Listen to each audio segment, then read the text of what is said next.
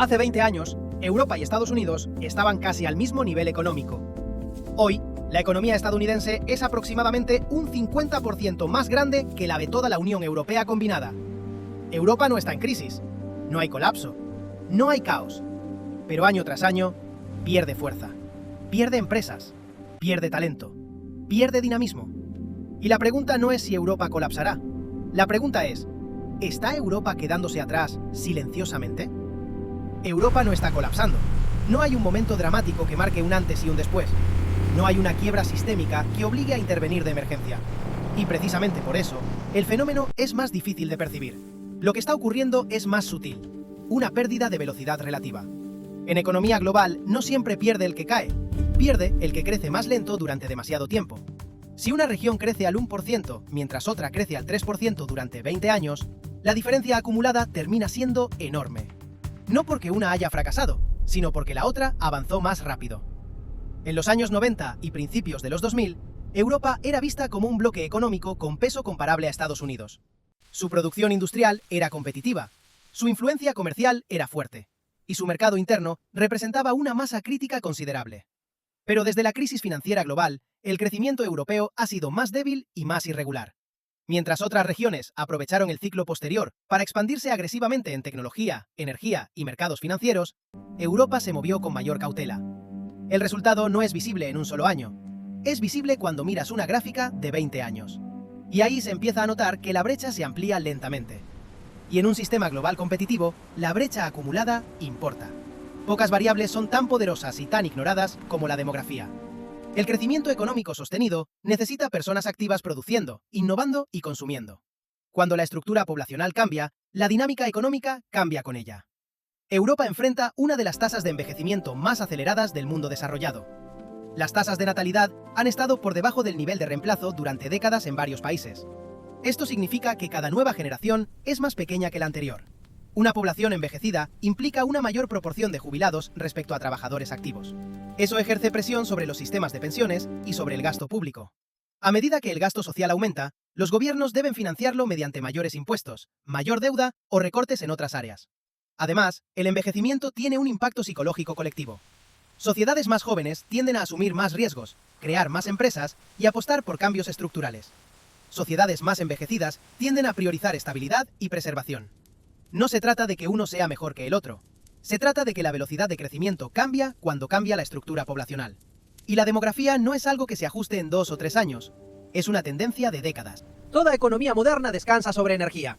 Sin energía abundante y competitiva, la industria pierde eficiencia y el crecimiento se desacelera. Europa ha tenido una dependencia energética significativa del exterior. Cuando los precios energéticos aumentaron de forma abrupta en los últimos años, el impacto fue profundo. Las industrias intensivas en energía, como la química, el acero y la manufactura pesada, enfrentaron costes significativamente más altos que sus competidores en regiones con energía más barata. Cuando los costes estructurales aumentan de forma persistente, las decisiones estratégicas cambian. Las empresas reconsideran dónde producir, dónde invertir y dónde expandirse. El capital busca eficiencia. Si una región ofrece energía más cara y regulación más compleja, mientras otra ofrece energía más barata e incentivos fiscales, el capital tiende a desplazarse. La energía no aparece en los titulares financieros todos los días, pero define la competitividad industrial a largo plazo. Y cuando la base energética es más costosa, la estructura económica pierde margen. En el siglo XXI, gran parte del crecimiento económico global ha sido impulsado por tecnología, software, inteligencia artificial y plataformas digitales. Las empresas que dominan los índices bursátiles son tecnológicas o están profundamente integradas en modelos digitales. Europa tiene talento, universidades de alto nivel y centros de investigación sólidos. Sin embargo, el número de gigantes tecnológicos globales, nacidos y escalados en Europa, es menor en comparación con Estados Unidos o China. Parte de esta diferencia radica en la fragmentación del mercado. Aunque existe un mercado común, las diferencias regulatorias, fiscales y culturales siguen presentes entre países. Escalar rápidamente a nivel continental puede ser más complejo. También influye el acceso a capital de riesgo profundo. En Estados Unidos, los mercados financieros están altamente desarrollados y dispuestos a financiar crecimiento agresivo, incluso con alto riesgo. En Europa, el enfoque ha sido tradicionalmente más prudente. La regulación europea ha priorizado privacidad, competencia y protección al consumidor. Eso fortalece derechos individuales, pero puede ralentizar procesos de expansión tecnológica en comparación con entornos más flexibles. La innovación no depende solo de talento, depende de ecosistemas completos: capital, regulación, cultura empresarial y mercado unificado. Y en ese ecosistema, Europa ha avanzado más lentamente. Europa ha construido uno de los modelos sociales más sofisticados del mundo: sistemas públicos robustos, protección social amplia y altos estándares laborales han contribuido a una calidad de vida elevada. Pero cada modelo implica intercambios. Un entorno altamente regulado puede reducir desigualdad, pero también puede disminuir flexibilidad empresarial. Una cultura orientada a la estabilidad puede proteger a la población, pero también puede limitar el impulso agresivo hacia el crecimiento exponencial. Estados Unidos, por ejemplo, ha aceptado mayor desigualdad y volatilidad a cambio de mayor dinamismo empresarial. Asia ha priorizado industrialización rápida y competitividad global. Europa eligió equilibrio y estabilidad. Y esa elección tiene ventajas claras, pero en un entorno global, donde la competencia es intensa y la tecnología avanza exponencialmente, la velocidad se convierte en un factor determinante. No es un juicio moral, es un análisis estratégico. Europa no está condenada. Sigue siendo una de las regiones más desarrolladas del mundo. Tiene infraestructura avanzada, capital humano cualificado y sistemas legales relativamente sólidos. Pero mantener relevancia económica requiere reformas continuas. Requiere revisar incentivos, fomentar inversión productiva y facilitar la creación y expansión de empresas innovadoras. La clave no es abandonar estabilidad, sino encontrar un equilibrio que permita mayor dinamismo sin sacrificar cohesión social. Las grandes regiones económicas no desaparecen de un día para otro, se transforman lentamente. La pregunta no es si Europa caerá. La pregunta es si se adaptará con suficiente rapidez para mantener su posición en un entorno global cada vez más competitivo. En el siglo XXI, la economía ya no se mueve únicamente por producción e innovación. También se mueve por geopolítica. Las cadenas de suministro, las alianzas estratégicas, las tensiones comerciales y las decisiones energéticas influyen directamente en el crecimiento. Europa se encuentra en una posición compleja.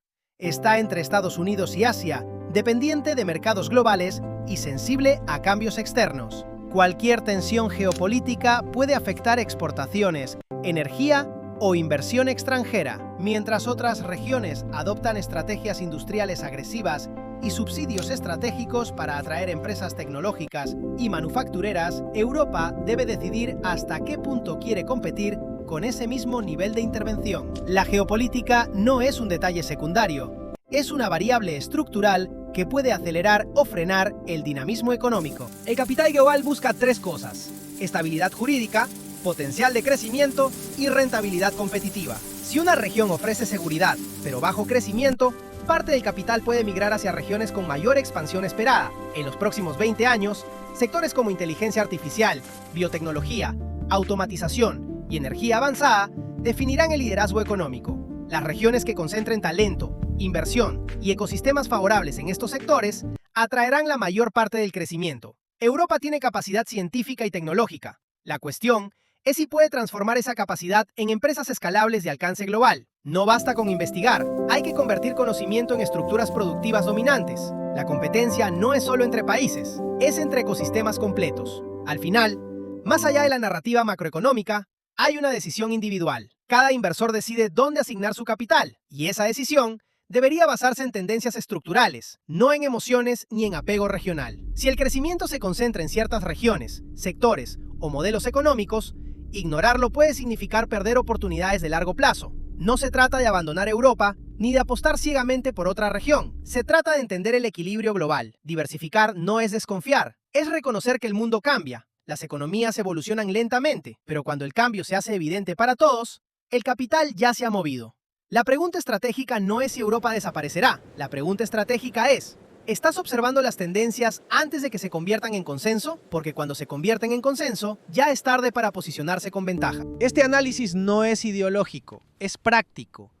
Si una región crece más lento durante décadas, sus mercados financieros pueden reflejar ese menor dinamismo.